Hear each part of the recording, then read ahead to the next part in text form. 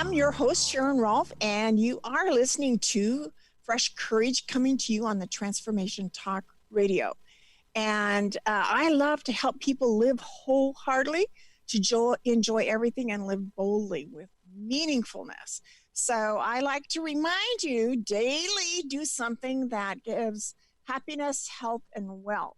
Do you have plans for this week to live happiness, health, and wealth? So maybe you've been one of those people that have been knocked off your feet recently with a transition, like empty nesters, retirement, being a former caregiver, or becoming a widow, or has somebody you know been through that. It might leave you feeling confused, marginalized, perhaps invisible, or useless, even bored. I've gone through some of this too, and now I love helping people find a new clarity and direction again so they can experience the ideal, a place to fit in, to matter, and to make a difference.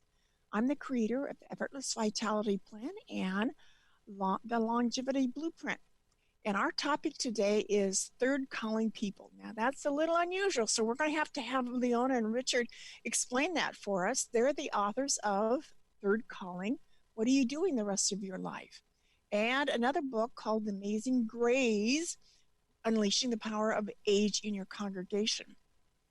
Richard has a psychology degree and a DMin,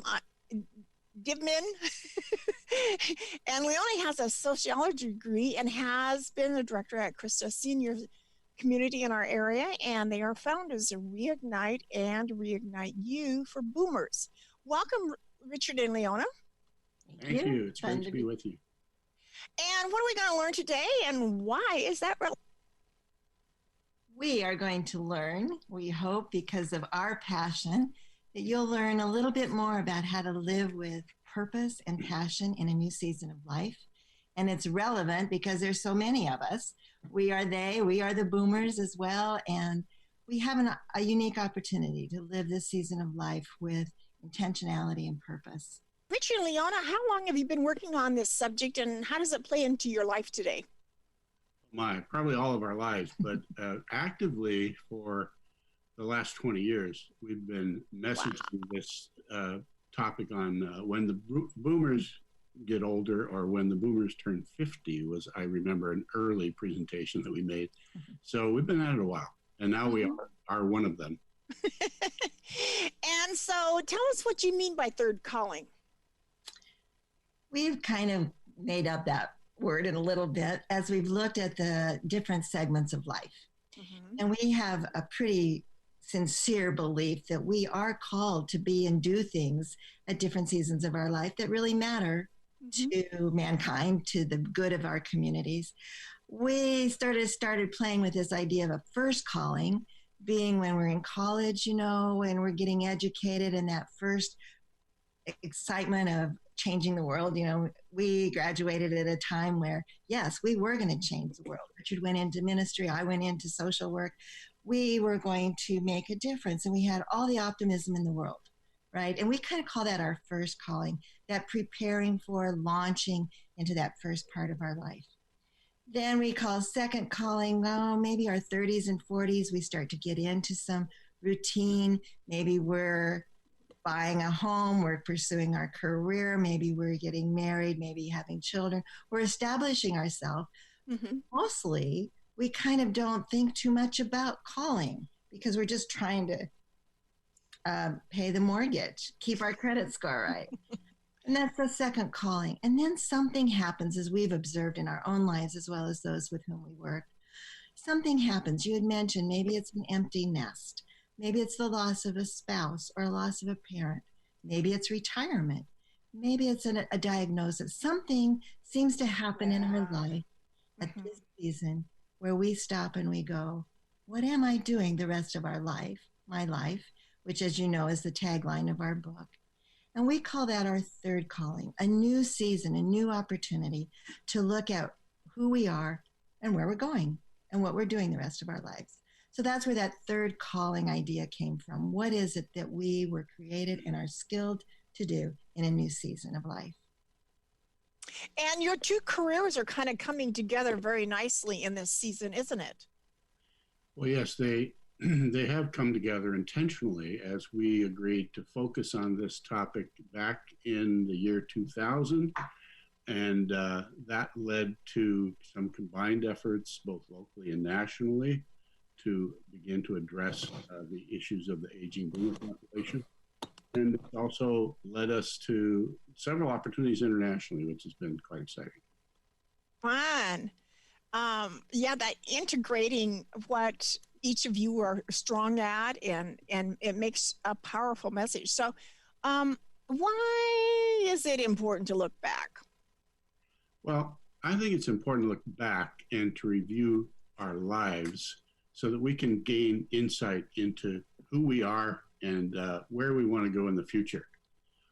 There has been some great research, scientifically even, on the benefits of life review that allow us to better understand ourselves. Robert Butler was a leader in the field, the late Robert Butler, who identified some of those values, unleashing creativity in this later stage of life.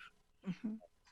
We can't really understand where we want to go with the rest of our lives until we know a bit about who we are and what our interests are. Life review helps us to rediscover some of those. When I did life review years ago in 1995 at midlife, it helped me to identify my values, because our life choices and priorities reveal to us what our values are. And as we move into this next stage of life, to reconnect with those values and to live them out for the rest of our lives is very important and significant. So it gave you new knowledge about yourself, right? Yes. And even recently, I did another assessment that helped me to identify my motivations. And a lot of that was life review, recounting stories from your life of success and achievement that gave you a sense of satisfaction. Yeah. To explore what your core motivations were. MCORE is the abbreviation for motivational core, based upon some earlier study. And so reconnecting with those things that really motivated me as I moved beyond age 65 and transitioned out of a traditional role has really helped me to stay engaged.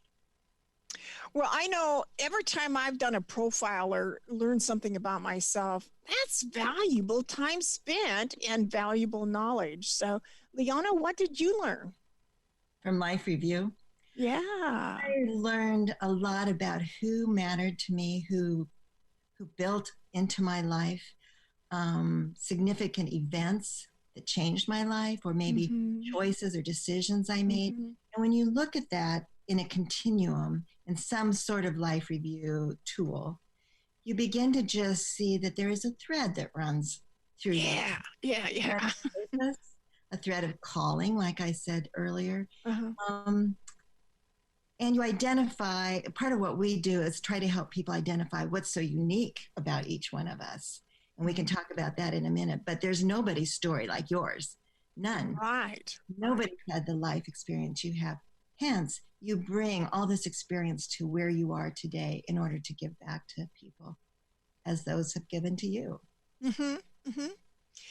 So I love the word unique, and I don't know why, but even unique furniture, unique pictures, unique experiences, and to realize that I bring my own uniqueness is pretty cool too. So let's talk about, you said there's some components to uniqueness.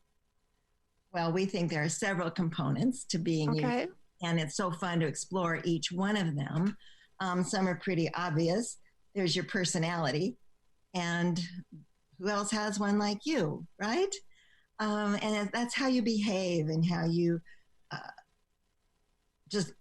how you behave on a daily basis in certain areas. So that's your personality. That's you. There are many, many assessments that talk about what kind of personality you are, from very sophisticated assessments to Facebook assessments as to what color you're like or what kind of car you're like, right? So all kinds of ways to kind of get an idea of who I am and how I behave.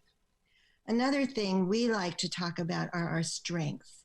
And we use in our retreats and in our coaching Strengths Finder, which Gallup has used for years and years, and helping people find what they're wired, how they're wired, naturally wired, talented to be. And I think Strengths Finder has been extremely influential for both of us and in those that we've worked with, that which we're strong at. You know, I keep telling people we don't have time to be working on our weaknesses at this period of life. Why even talk about it? Work about what it is, on what it is that we're strong. Richard referred to values. Really identifying what matters to you is very part of who you are and what makes you unique. And we could tell so many stories about conflict of values with people or in organizations that really influenced decisions and stuff. But values is part of what makes you unique. Richard also referred to motivations. What is it that makes you even want to get up in the morning? What is it that motivates you, that is the fire in your belly, you know? I like to talk a lot about passion, what it is that I care the most about. Maybe it's a cause, a people group, an issue. That's another part of what makes you unique. Your dreams. Mm-hmm. It is that you would just love to see happen in your life or in the world or in your family. We come from a Christian perspective, so we also feel there's some spiritual gifting that makes us unique. And what it is we can contribute. So you put all that together with your own life experience, and you are unique. You're unique, Sharon, right? Mm-hmm. All that you are, and your personality and your strengths and your motivations, and how you're impacting others because of how unique you are. Yeah, so cool. I'm trying to think of an example. I have enjoyed Strength Finders also. Mm-hmm. In fact, when I did MCOR with you, Leona, I have now put the little phrase "experiencing the ideal," which was one of my strengths, into my elevator speech. What I started with.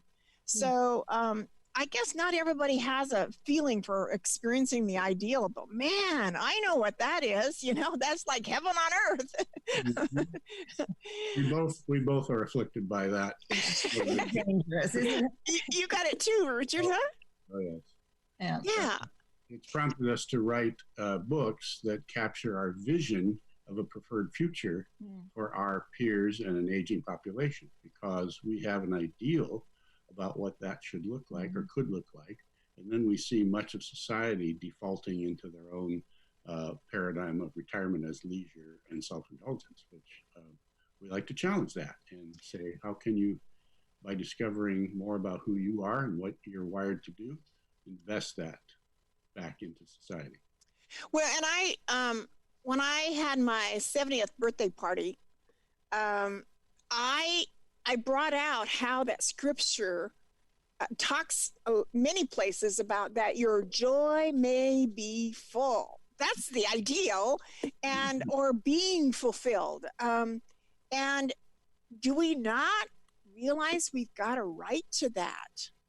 You know, it may be here on earth as well as in heaven. So give that some thought, you know. So let's see what.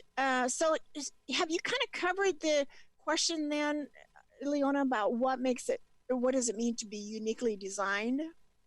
Should we go into that some more?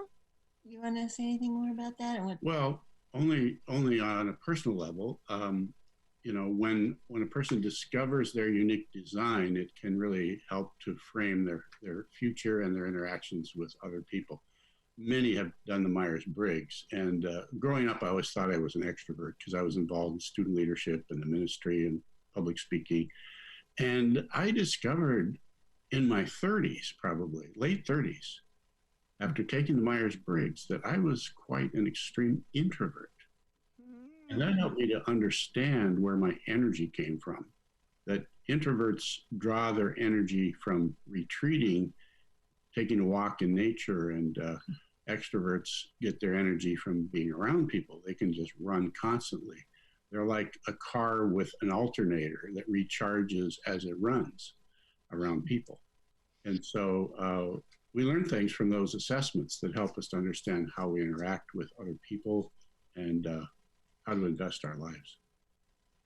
I don't know that I'm an extreme introvert, but the last couple of years when I did my meetup group, one of the guys in the group challenged me that he says, I can't believe you're an introvert.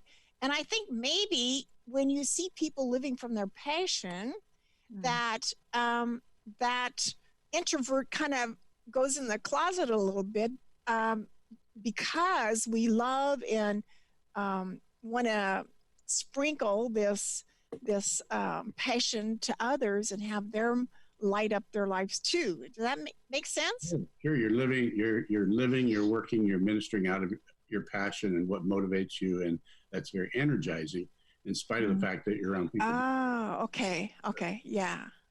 Mm-hmm. So let's see. What are some ways that travel can expand our world? You've had several stories, I bet, of people who expanded their life as they learned about their experiences and their motivation. Tell us a couple of those.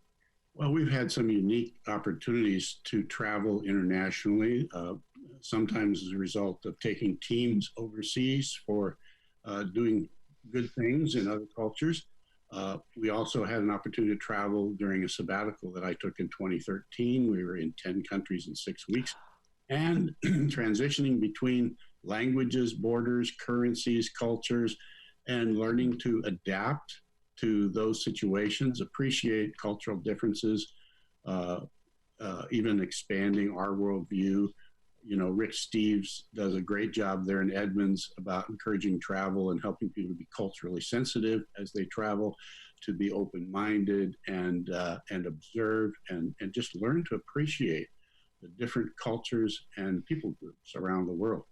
And so as we've taken teams of people, for them, it can often be life enriching, if not life changing. And we've seen some people really find their purpose and their third calling in their retirement after experiencing something in another culture. One example was a woman who took on the sex trafficking trade after she saw it happening in other cultures and led that movement for several years after her encounter with that internationally. So different things can impact people as they travel in different cultures. I had a professor once that said that our values are shaped as we grow up in life, but they can be changed by an experience in mid or later life. And that's what happened with her.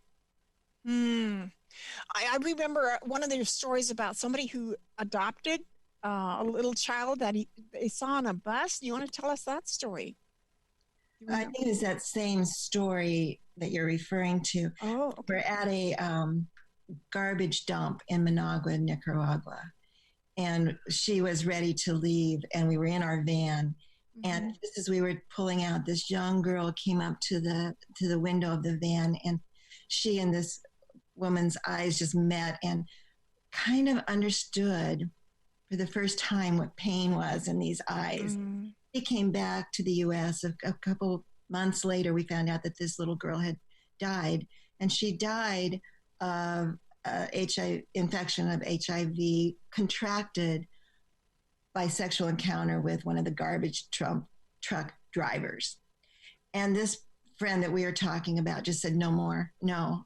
And it changed her life, seeing it in another culture, but came back and saw how prevalent it was even here in the Seattle area and said, I can do something about that.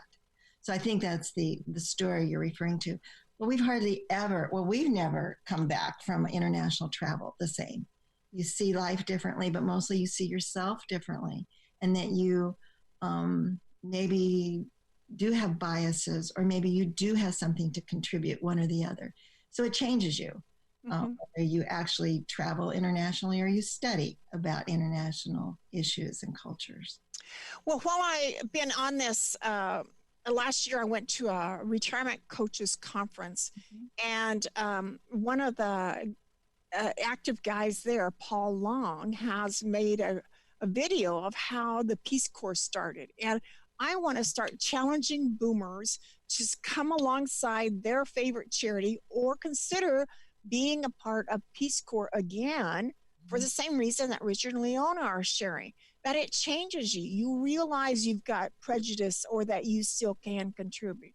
So that we're trying to inspire a quality of life that is so satisfying that you know you're here to solve this particular problem and it means so much to you that it'll be part of your legacy you leave, right?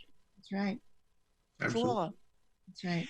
All right, so we're going to take a break here, and when we come back, we're going to talk to Leona and Richard about the importance of grandparenting. Wonder what that's about. Stay tuned.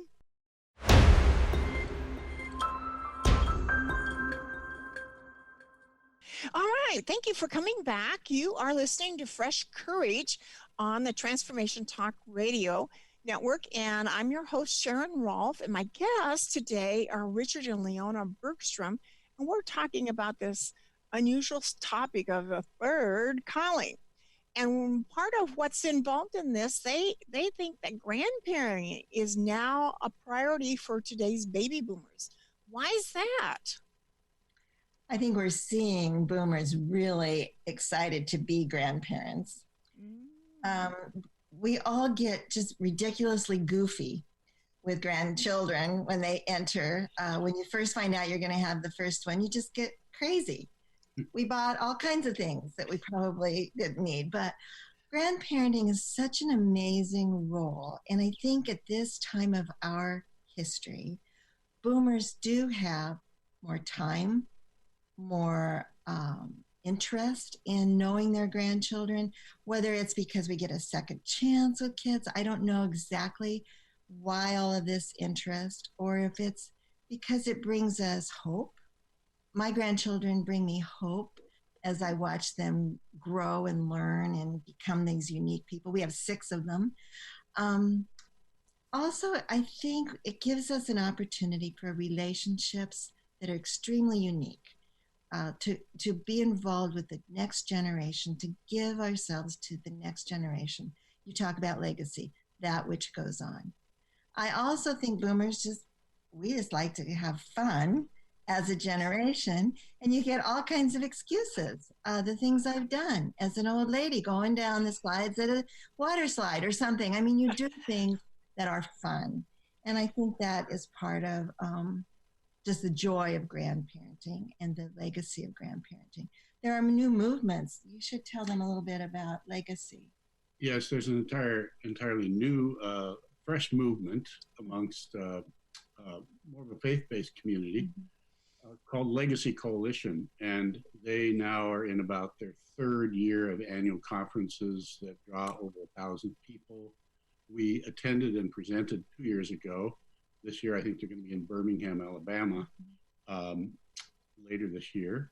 And a lot of books being published, resources being developed, kind of all of a sudden bandwagon approach. Let's get on this bandwagon, and yet a very legitimate movement to address the needs of grandparents, understanding the diverse types of grandparenting roles, from living clear across the country and only getting to visit them occasionally, to actually raising your grandchildren, which we know people that because of various situations in their children's lives, be it drug addiction, incarceration, or death, or whatever, that they've ended up raising their grandchildren. And so that's a whole nother dimension to that.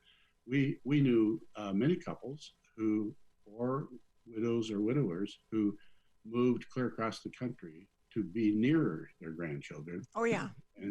And reconnect with family and in a new stage of life.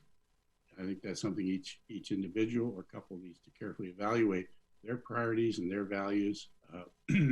We've known families that have moved into the same house and shared a house, maybe an upper and lower level, to be able to, number one, cut down on housing costs, with oftentimes the older parents of the adult children making a significant investment in a house that can accommodate all of it. So there's a lot of different roles and models out there.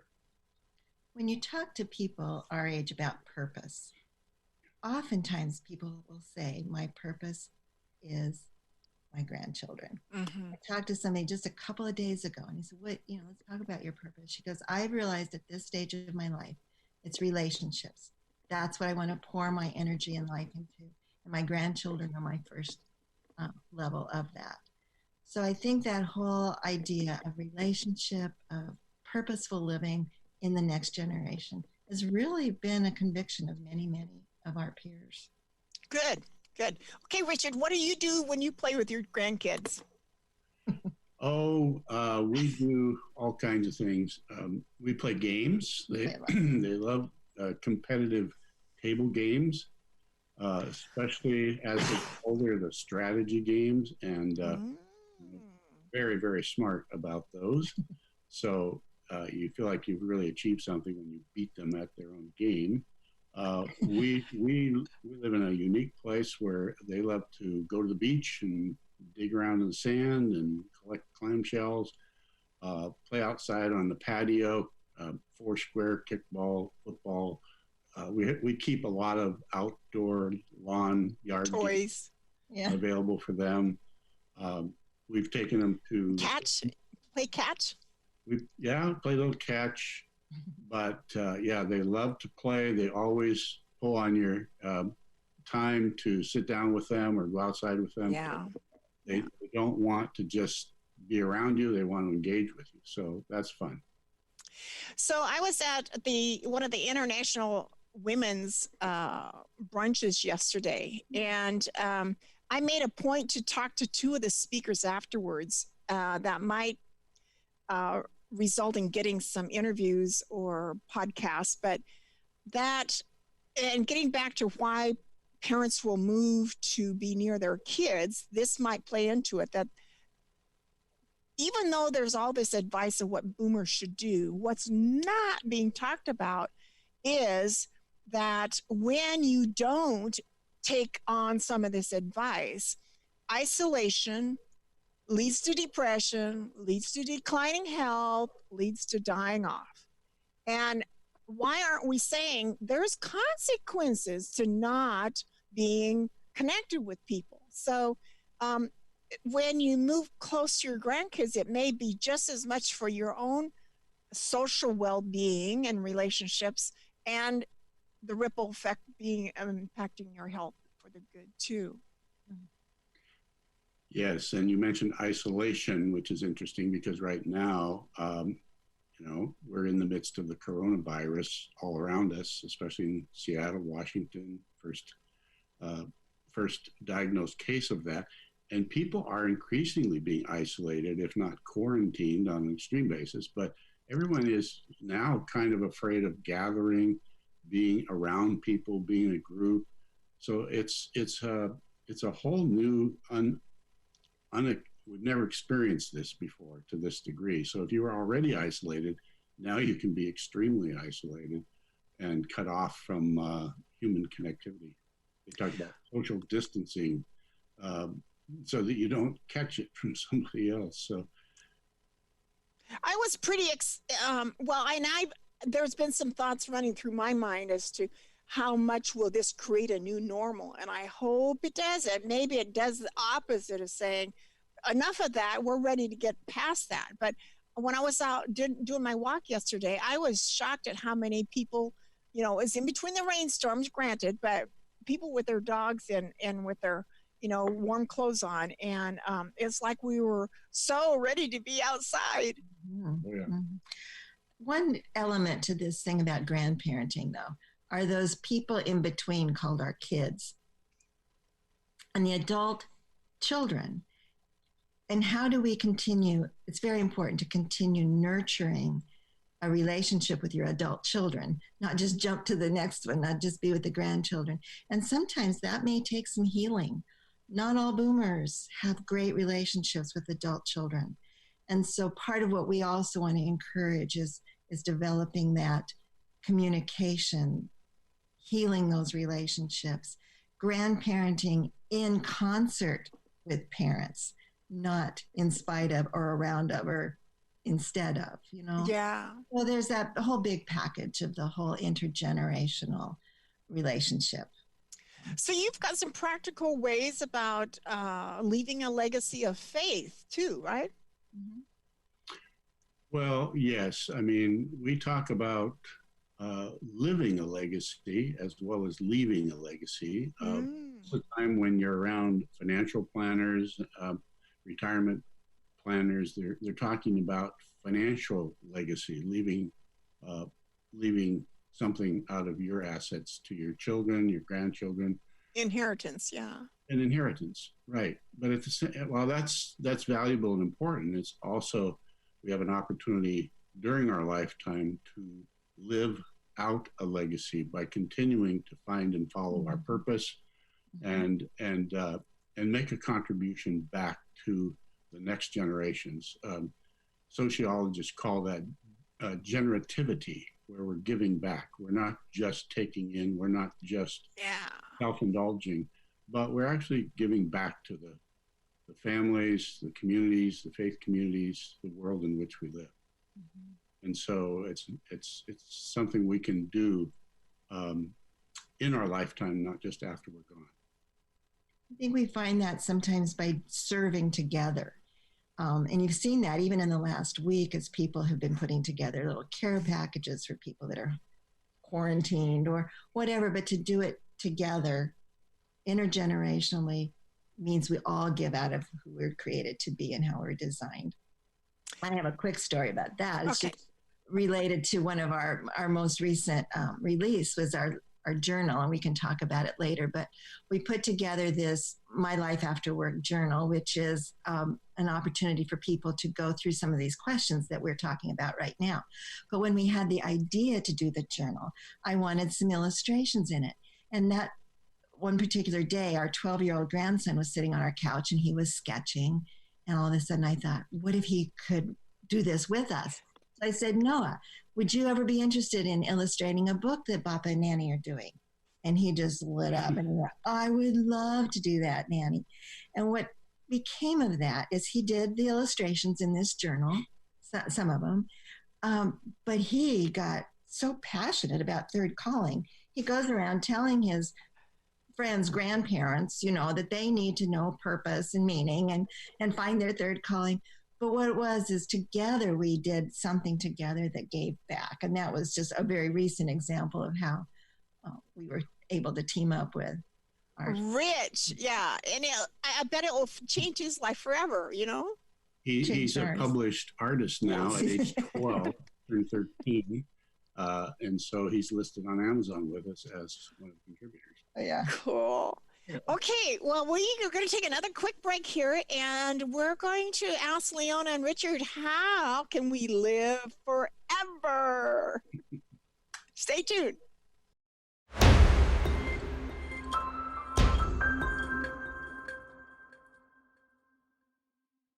Okay, you are listening to Fresh Courage on Transformation Talk Radio Network, and I'm your host, Sharon Rolph. And we have today with us a guest, Richard and Leona Bergstrom, and they're going to tell us now how to live forever.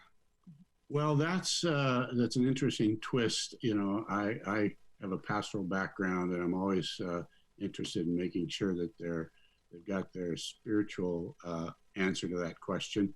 But actually, that title it comes from this book by Mark Friedman. If I can just hold this up for a moment. How to Live Forever, and the subtitle is The Enduring Power of Connecting the Generations. Friedman is the founder and the CEO of Civic Ventures, or now called Encore.org, and he's done extensive research over the years on connecting the generations. And so his whole premise in How to Live Forever is to live your life out through the next generations and to make an impact in their lives.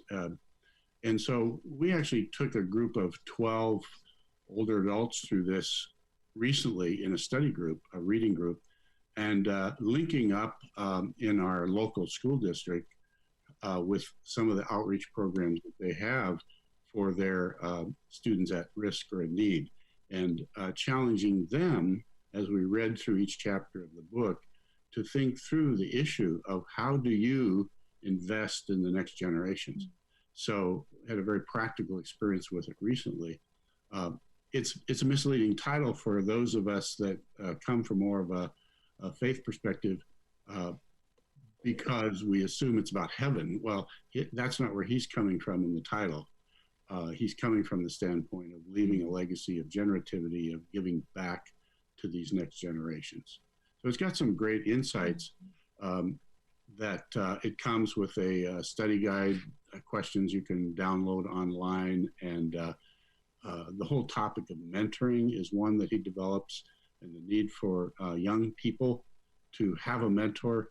Interestingly enough, I got an unsolicited request from LinkedIn recently where they invited me to become a mentor to a younger leader. I haven't followed up on that. I don't know where that's coming from, but it's just a need that young people have to have a mentor in their lives that can answer the big questions and help them work through some of the issues they're facing in their life or their career, marriage, or whatever. Remind me of the name of the movie that he mentions in there about the jazz musicians that the older man was quite the trumpet player, and he got connected with a young jazz pianist. What was the name of that movie? It was profound. I'm not sure. I'm not recalling that right offhand. I know I watched it. I think I picked it up from the library, and it was so, I think they were both blind by the time he got older in age. To be creating jazz music from, a trumpet player and a piano player that so embodied the music was just kind of magical. So, so tell us a little more about generativity. I had heard that term a little bit 2-3 years ago, and what do they mean? But now I'm realizing it's giving life to being able to go forward instead of takers. It comes from adult development psychology. And Erik Erikson developed this whole idea that in different stages of your life, you have to accomplish certain things before you can move to the next stage of development, from infant to death. And at about age 55, it depends on your society and where you are, but around then you come to this adult development stage where you choose either generativity or stagnation. So you begin to say, I either give back my life, things I've learned, my interest in, whether it's the conservation of our planet to the legacy of faith, am I going to pass that to the next generation? If not, my adult development will probably stop at stagnation. And then there's another final stage that he talks about of integrating all of your life in older age. But that's where that comes from. So that word generativity is an important activity of our growth, of our development as an adult. So that's kind of where that word comes from. Reminds me of older people are often categorized or labeled, I guess, as either they become bitter or better. Mm-hmm. And bitter would be that stagnation result. Well, sometimes in their isolation, they may not be finding the opportunities to contribute or to give back. And we maintain that you have to be intentional about that, be proactive in your thinking, to explore ways of giving back, to find opportunities for volunteering, mentoring, contributing back, because those aren't always just handed to you. You have to discover those. So wise community leaders, wise church leaders are developing that vehicle to help people give back to the next generations, whether it's Peace Corps, like you mentioned earlier, or whether it's Service Corps or Mission Trip.